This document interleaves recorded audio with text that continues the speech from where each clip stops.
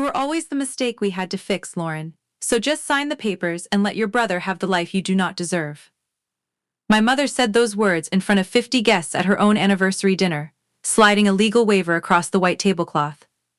I am Lauren Brooks, 32, and for 10 years I have been the silent ghost paying their bills. I did not cry, I did not scream. I simply reached into my bag for the blue folder that would end my brother's golden lie forever. They thought they were cornering a mouse, but they forgot I am a forensic accountant.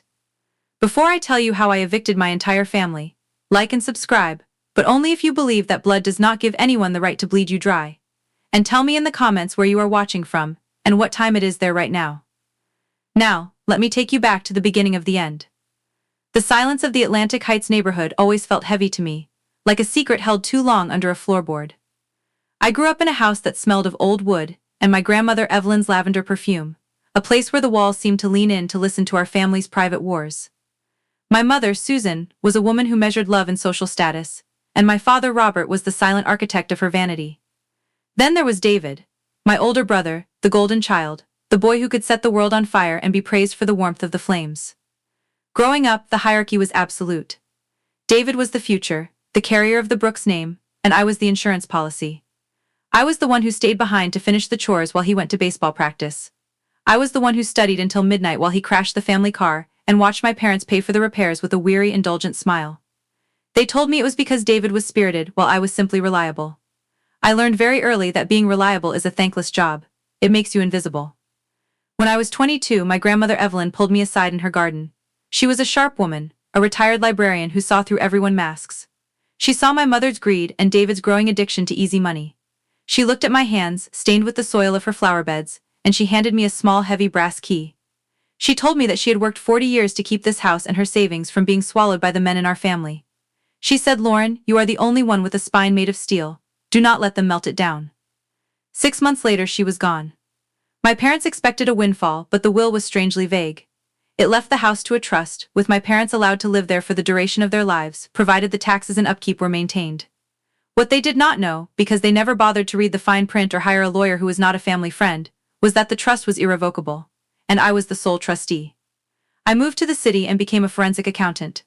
I spent my days looking for the ghosts in the numbers, the tiny discrepancies that tell the truth when people lie. It was a career built on the fact that people are sloppy when they think no one is watching. While I was rebuilding my life, my family was slowly dismantling theirs. For 10 years, I lived in a modest apartment, driving a 10-year-old sedan.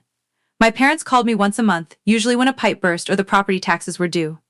They would tell me how hard things were for them, how David was just one big break away from success, and how as the daughter it was my duty to help. They did not ask how I was. They did not ask about my work. They just sent the invoices. I paid them all. I paid for the new roof. I paid for the furnace that died in the middle of a cold January. I paid the back taxes that my father had ignored because he was busy funding David's third failed startup. I did it because of that brass key around my neck. I did it because I had promised Evelyn I would protect her legacy. But I was also doing something else. Every time I sent a check, I kept a record. Every time my mother called to complain that I was not doing enough, I added a line to my ledger. I watched from the outside as David's life became a series of expensive disasters. He bought a luxury SUV he could not afford. He went on vacations to the Caribbean while I worked 60-hour weeks. My parents beamed with pride every time he posted a photo of himself in a suit, even though I knew the suit was bought with money he had borrowed from their retirement fund. They saw a winner because they refused to look at the math.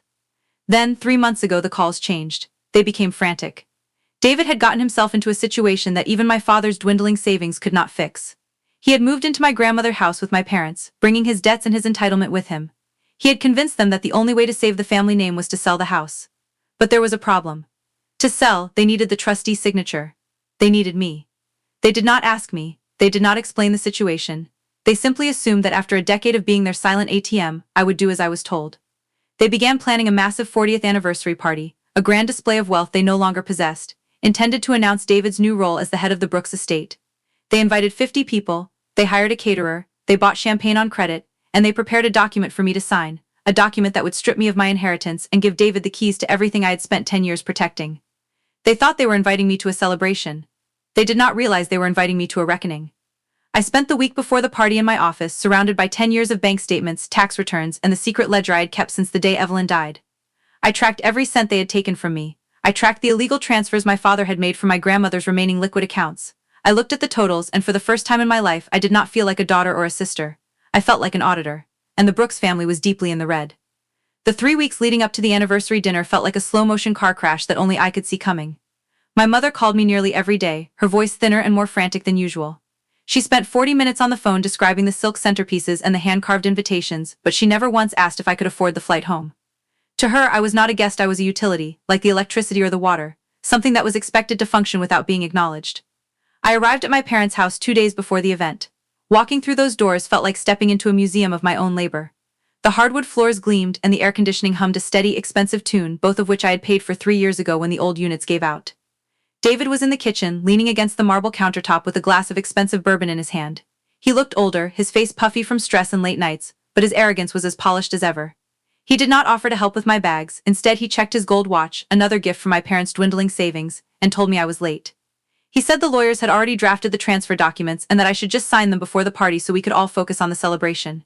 He spoke as if he were doing me a favor, as if relieving me of my legal responsibility was an act of brotherly charity. I watched him, my professional mind already categorizing his movements. In my world, people who talk that fast and drink that early are usually hiding a deficit. I spent that evening sitting on the edge of my childhood bed, the one with the faded floral comforter I had never bothered to replace. I opened my laptop and pulled up the latest credit report I had run on David. The numbers were staggering. He had managed to lose $62,000 in a single month on a speculative cryptocurrency scheme that had collapsed. To cover the margin call, he had convinced my father to take out a second mortgage on a house they did not even technically own. My father, blinded by the hope that his son was finally becoming a tycoon, had forged my name as the secondary trustee. It was a clumsy forgery, the kind that an amateur would miss but a forensic accountant could spot from across the room. The pressure inside the house was palpable. My mother was a whirlwind of nervous energy, snapping at the caterers and obsessing over the seating chart. She placed me at the far end of the long table, tucked between a distant cousin and a neighbor I had not seen in a decade. David, of course, was at the head of the table, flanked by my parents. The hierarchy was set, the sacrificial lamb was in its place. The night before the dinner, I found my father in the study, staring at a stack of past due notices. For a moment, I felt a flicker of the old daughterly instinct to save him. I almost reached out. But then he looked up, and the first thing he said was not "I love you" or "I am sorry." He said, "Lauren, don't make a scene tomorrow. Your brother needs this. We all need this. Just sign the waiver and let us be a real family again." A real family. To him, reality was a lie that looked good on the surface. He was asking me to subsidize his son's crime so he could keep pretending he had succeeded as a father. I realized then that they did not just want my money or the house, they wanted my silence. They wanted me to disappear into the background of their golden life. I spent that night in the garden, holding the brass key Evelyn had given me. The metal was cold, but it felt solid, unlike the shifting sand of my parents' affection. I thought about the 10 years of invoices, the thousands of dollars I had sent into this black hole, and the way they had treated my career as a boring little hobby until they needed me to sign a paper. The morning of the anniversary, the house was a hive of activity. Florists were draping white lilies over the banister lilies that cost more than my monthly grocery budget. I walked through the chaos like a ghost. I spent 4 hours in my room, meticulously printing out the final pages of my report. I bound them in a professional navy blue folder, the kind I use when presenting evidence to a grand jury. As I dressed for the dinner, putting on a simple charcoal gray dress and the brass key hidden beneath my collar, I felt a strange sense of peace. It was the same peace I feel when a balance sheet finally zeroes out. I was not angry anymore. I was simply finished. The guests began to arrive at 6 o'clock. Men in tailored suits and women in cocktail dresses filled the foyer, sipping the champagne I knew was bought on a credit card that would decline by Tuesday. My mother was glowing, her pearls reflecting the candlelight as she bragged about David's new investment firm. David stood by her side, nodding and playing the part of the successful heir. Nobody looked at me. I was the girl in the gray dress at the end of the table. I sat there as the first 3 courses were served, listening to the laughter and the clinking of silverware. I watched my brother lean over to whisper something to a local businessman, likely a new mark for his next scheme. I felt the blue folder heavy in my lap, hidden beneath the white linen napkin. Stay with me, because it only got worse from there. If you have ever felt like the only person in a room who knew the building was on fire, tell me in the comments what you would have done. The 4th course was a delicate sea bass, but it tasted like ash in my mouth. I watched my mother stand up, her crystal glass clinking as she signaled for silence. The room, filled with 50 of the town's most prominent families, fell into a respectful hush. She spoke for 10 minutes about 40 years of marriage, about the legacy of my grandmother, and finally, about the future. She placed a hand on David's shoulder, her eyes shining with a pride she had never once directed toward me. She called him the pillar of the Brooks family. She called him the visionary who would restore their heritage. And then, she turned her gaze toward the end of the table where I sat. Her smile didn't reach her eyes. It was the smile of a predator who had already cornered its prey. She told the guests that as a sign of family unity, I would be stepping down as the trustee of the estate tonight, handing over the keys to the person who truly belonged at the helm. David stood up then, pulling a gold fountain pen from his pocket. He laid the legal waiver on the table, right next to my mother's floral centerpiece. He didn't ask. He didn't even look at me. He just gestured for me to come forward as if I were a servant being called to clear the plates. The guests began to applaud, a polite rhythmic sound that felt like a gavel hitting a block. I stood up. My legs felt heavy, but my mind was as sharp as a diamond. I didn't walk toward the head of the table. Instead, I opened the navy blue folder I had been holding in my lap. I pulled out 52 pages of forensic evidence organized by date, amount, and recipient. I felt the room go still as I began to speak, my voice low but carrying to every corner of the silent hall. I told them that I was a forensic accountant. I explained that my job is to find what people try to hide, and for 10 years I had been auditing my own family. I started with the property taxes. I told the room exactly how many thousands of dollars I had paid to keep the roof over my parents' heads while they told everyone I was a struggling clerk. I watched the color drain from my mother's face as I read out the dates of the checks I had written for their electricity, their plumbing, and even the very champagne they were drinking tonight. Then, I turned to David. I didn't raise my voice. I spoke with the cold, clinical detachment of a bank examiner. I detailed the $62,000 he had lost in a fraudulent crypto scheme. I watched his hand shake as he tried to put the gold pen back into his pocket, but I wasn't finished. I turned to the page with the signature. I told the guests about the second mortgage. I explained how my father had forged my name on a legal document to borrow money against a house that was protected by an irrevocable trust. I saw the local businessman David had been talking to earlier slowly set his glass down and lean away from him. The silence in the room was no longer respectful. It was horrified. My father tried to stand up, his face a mottled purple. He hissed at me to sit down, to stop this madness, to think of the family name. But I looked him right in the eye and told him that the family name was currently bankrupt, and the only reason they weren't standing on the street was because of the daughter they had spent a decade treating like an embarrassment. I reached under my collar and pulled out the brass key. I laid it on top of the blue folder. I told them that my grandmother Evelyn knew exactly who they were. She knew they would try to bleed the estate dry, and she had made me the gatekeeper for a reason. I told them that by forging my name my father had committed a felony, and by attempting to coerce me into signing this waiver under false pretenses, they had triggered a clause in the trust that I had kept hidden until this very moment. The clause stated that any attempt to defraud the trust by a beneficiary or a resident would result in an immediate termination of their right to occupy the property. I wasn't just refusing to sign their paper, I was informing them that as of midnight their lease on my grandmother's life was over. The guests were staring at their plates. Some were whispering. My mother was clutching her pearls so hard I thought the string would snap. David tried to laugh, a high, brittle sound, and called me a liar. He said I was just jealous of his success. So, I pulled out the final piece of evidence, the certified letter from the bank, detailing the foreclosure notice on his luxury SUV and the 3 separate lawsuits currently pending against him for identity theft. I didn't feel the triumph I thought I would. I just felt a profound, hollow clarity. I had spent 10 years trying to buy their love with my silence and my bank account, and all it had done was fund their destruction. I looked at the 50 people in the room and told them the dinner was over. I told them the Brooks family was a house of cards, and I was the one who had finally stopped holding up the walls. The room did not explode into noise, it imploded into a vacuum of pure, suffocating shame. For a long 10 seconds the only sound was the hum of the expensive industrial refrigerator in the kitchen, another appliance I had paid for 3 years ago. My mother's hand stayed frozen on David's shoulder, but she wasn't supporting him anymore, she was leaning on him to keep from collapsing. The local businessman David had been courting stood up without a word, adjusted his jacket and walked toward the exit. Like a dam breaking, the rest of the guests followed. Nobody said goodbye. Nobody thanked the host for the sea bass. They fled the house like it was a sinking ship, leaving half-full glasses of warm champagne and the wreckage of a 40-year lie behind them. When the heavy front door finally clicked shut for the last time, the silence that rushed back in was deafening. My father was the first to break it. He didn't apologize, he didn't ask for forgiveness. He lunged across the table, his face a distorted mask of rage, and swept the crystal centerpieces onto the floor. Shards of glass sprayed across the hardwood. He screamed that I was a traitor. He shouted that I had humiliated him in his own home, in front of the people he had spent his whole life trying to impress. He called me a cold, calculating snake who had spent a decade waiting for the chance to strike. I didn't flinch. I stood there, my hands resting calmly on the navy blue folder, and watched him unravel. I told him that it wasn't his home. I reminded him that the name on the deed was the Evelyn Brooks Irrevocable Trust, and the only reason he was standing on that floor was because I had allowed it. I told him that a man who forges his daughter's signature to fund his son's gambling debts has no right to speak to me about loyalty. David finally found his voice, but it was thin and desperate. He tried to grab the folder, his eyes darting toward the documents as if he could make the truth disappear by shredding the paper. He told me I couldn't do this. He said he had people he owed money to, dangerous people, and that if he didn't get the house he was a dead man. He begged me to think of the family. I looked at my brother, the golden boy who had been polished by my parents' favoritism until there was nothing left but a hollow shell. I told him that I had been thinking of the family for 10 years. I had thought of them every time I worked a double shift to pay their property taxes. I had thought of them every time I skipped a vacation to fix their roof. I told him that the bank account was closed, the ATM was broken, and the golden child was officially out of currency. My mother began to wail, a high, thin sound that echoed off the high ceilings. She fell into her chair, clutching a damp napkin, and asked how I could be so cruel. She asked where they were supposed to go. She reminded me that she was my mother, that she had given me life. I walked around the table until I was standing directly in front of her. I didn't look down at her, I looked through her. I told her that she had given me life, but she had spent 32 years trying to take it back, piece by piece, to give it to David.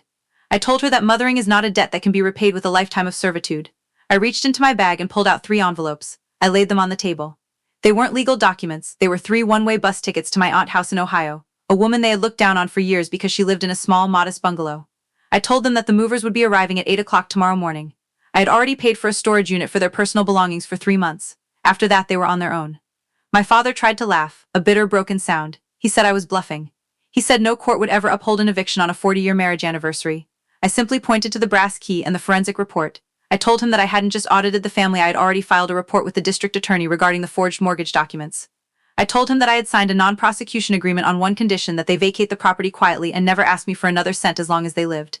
If he fought me, the sheriff would be here by morning with a warrant for his arrest. If he left, he kept his freedom, even if he lost his pride. The choice was his. The rage drained out of him then, replaced by a gray, hollow defeat. He looked at the bus tickets, then at the shattered glass on the floor, and finally at me. For the first time in my life, he really saw me. He saw that I wasn't the reliable, invisible daughter anymore. I was the person who held his entire future in my hands, and I was choosing to let go. I picked up my folder and walked toward the stairs. My mother called out my name once more, her voice trembling. She asked me if I really hated them that much. I stopped at the bottom of the banister, my hand on the polished wood. I told her I didn't hate them. I told her that hate requires an emotional investment I was no longer willing to make. I told her that I was simply doing the math, and the Brooks family no longer added up. I went to my room and locked the door. I could hear them downstairs, the muffled sounds of arguing, the sound of my mother packing her silk dresses into suitcases, the sound of David's luxury SUV roaring to life as he fled before the creditors could find him. I sat on my bed and took the brass key from around my neck. I laid it on the nightstand. I didn't cry. I didn't celebrate. I just breathed in the air of a house that finally belonged to the person who cared for it. The morning was as gray and cold as a spent charcoal fire. At exactly 8 o'clock, the moving truck pulled into the driveway of the Atlantic Heights house. I stood on the porch, a cup of black coffee in my hands, watching as 2 men began the clinical work of packing up 40 years of my parents' vanity. My mother refused to look at me as she walked to their car, clutching a single jewelry box and her favorite silk scarf. My father followed her, his shoulders slumped, looking like a man who had finally realized that his reflection in the mirror was a stranger. They did not say goodbye. They did not look back at the house that had been their stage for so many years. As their car pulled away, following the moving truck toward the interstate, the neighborhood returned to its suburban silence. I went inside and closed the door. For the first time in my life, the house did not feel like a battlefield. It felt like a building. Just wood, glass, and stone. I spent the next 3 months systematically stripping away the layers of their presence. I sold the expensive, gaudy furniture they had bought on credit. I replaced the heavy, dark drapes with linen that let the sunlight reach the corners of the rooms. I hired a local contractor to fix the foundation issues they had ignored for a decade. Every repair I paid for felt like I was healing a wound in my own skin. I did not hear from David. I learned through a public records search that he had filed for bankruptcy in another state. My parents sent one letter from Ohio, a bitter 4-page document blaming me for their reduced circumstances. I did not read past the first paragraph. I placed it in the shredder and watched the ink turn into confetti. It was not out of spite, it was out of necessity. You cannot rebuild a house if you keep the dry rot. The brass key no longer lives around my neck. I kept it, but I placed it in a shadow box on the mantel, next to a photograph of my grandmother Evelyn. She is smiling in the photo, her eyes sharp and knowing. Sometimes I sit in the garden she loves so much and talk to her. I tell her that the taxes are paid, the roof is tight, and the Brooks name finally means something honest again. I still work as a forensic accountant. I still look for the ghosts in the numbers, but now, when I come home, I do not feel like a ghost myself. I have reclaimed my name. I have reclaimed my peace. I realized that the greatest inheritance Evelyn gave me was not the house or the trust, it was the permission to walk away from people who only loved the version of me that served them. I am Lauren Brooks, I am 32 years old, and for the first time in my life I am not reliable. I am free. If this story meant something to you, or if you have ever had to choose between your family's approval and your own dignity, leave a comment below. I want to hear how you found your strength. Don't forget to like this video and subscribe to the channel for more stories about the truths we finally find the courage to tell. Thank you for listening.